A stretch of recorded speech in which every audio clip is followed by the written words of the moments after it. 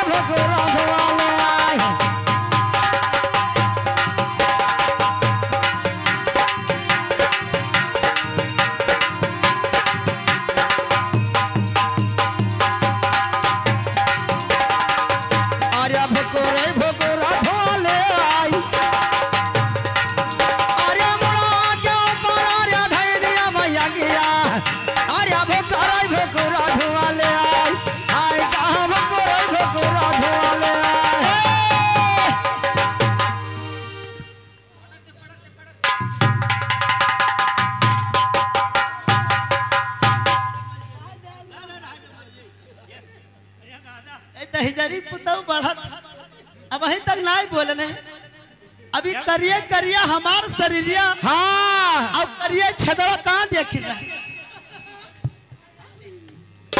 आओ आओ भैया चला आओ ये बता दहजरीपुर का कहा था करिए करिए हमार शरीरिया अब करिए छदवा कहाँ देख चलाओ चला आओ हीरू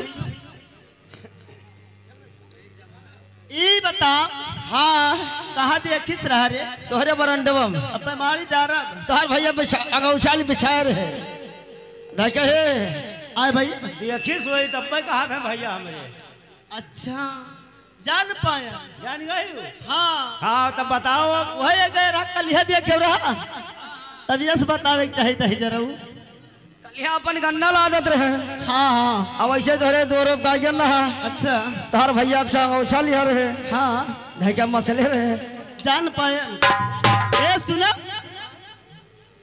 अरे करिया है चिली मिया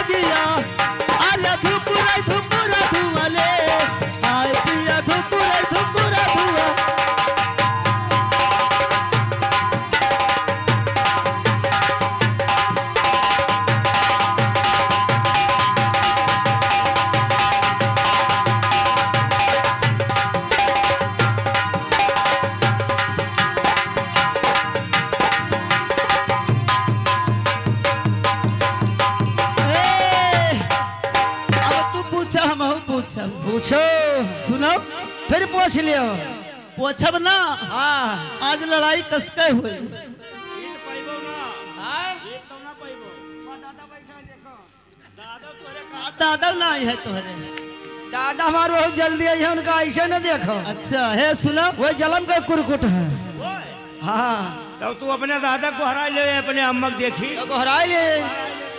पहले ये, नहीं पहले ये, पहले आप, पहले आप, पहले आप। ए भैया जैसे कहा था पहले सीताराम, सीताराम तो पहले सीता तब राम। राम।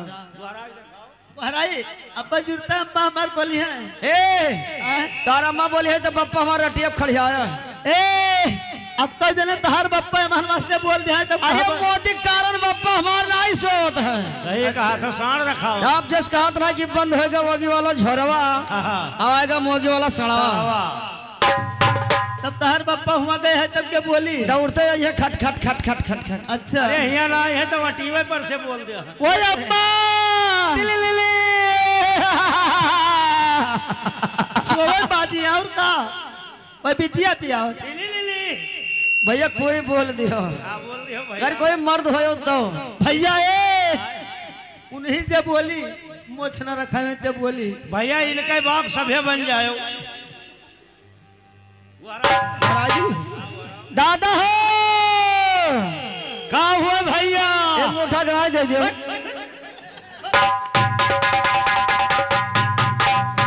गरीब पुतौ दादा नहीं बने रहा कर दादा बनी तब चली गाड़ी दे। ए यादव सुनो कैसे? हेलो अरे तुअर महातरी अरे भाई भतरा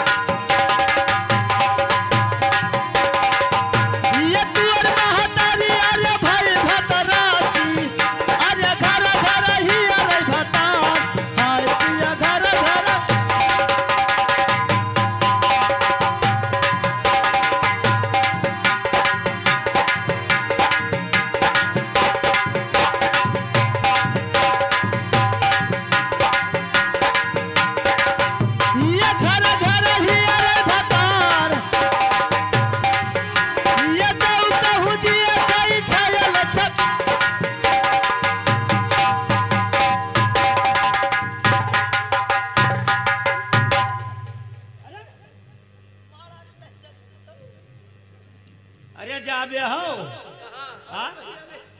जब कहूँ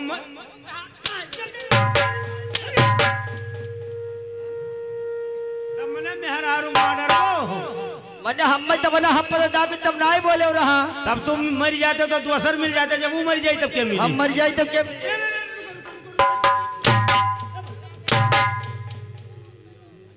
हजारी पुत काहे मारत है तू हरण करते मने तो कहीं तब ना आयो हम कहल तब कहे हाँ बताओ हम ये बताओ अब हम ये बताओ यादव इनका काहे नहीं मारियो? नहीं ये ना बताओ जब तू हजमिया मार दियो तब सुबेरे पेलबो।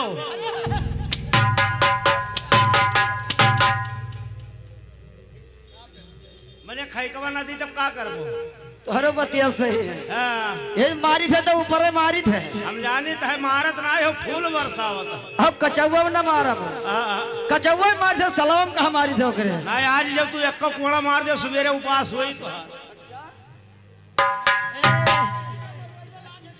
तू तो हजार उमर वही पे लगाओ। हाँ तू और पानी दिया था कि मार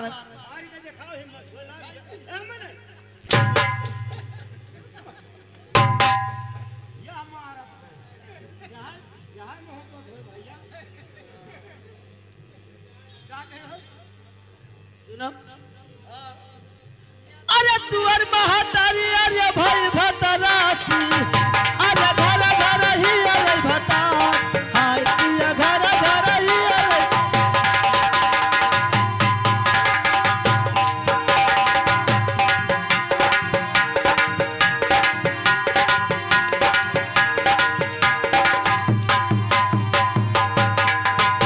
ये घर घर ही अरे भतार ये जाऊ कहू दिए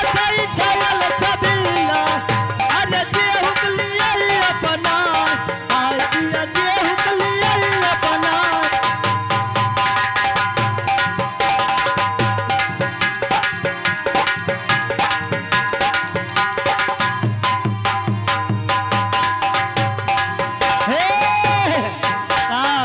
यहाँ कहे हुए हाँ अब हमरो नंबर लागत है सुनो लगाई लियो अरे सरस्वती माता मोरा महादरिया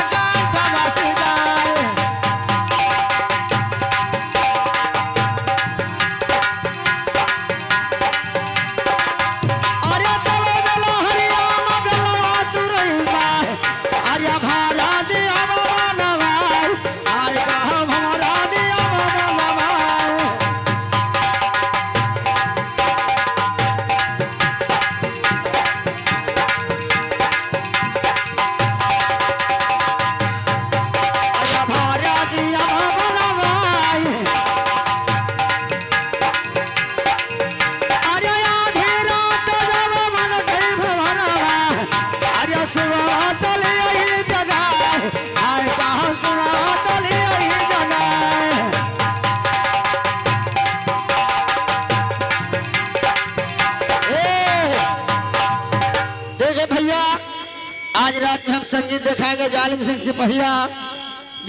सिपहिया और मूंगा रानी का प्यार, दर्द भरी प्यार। आप लोग कैसे देखिए वैसे शांति का परिचय दोगे तब मजा ही मजा आएगा। लेकिन कैसे आजा भवारा भरामा भुलाने हो, आजा भवारा भरामा भुला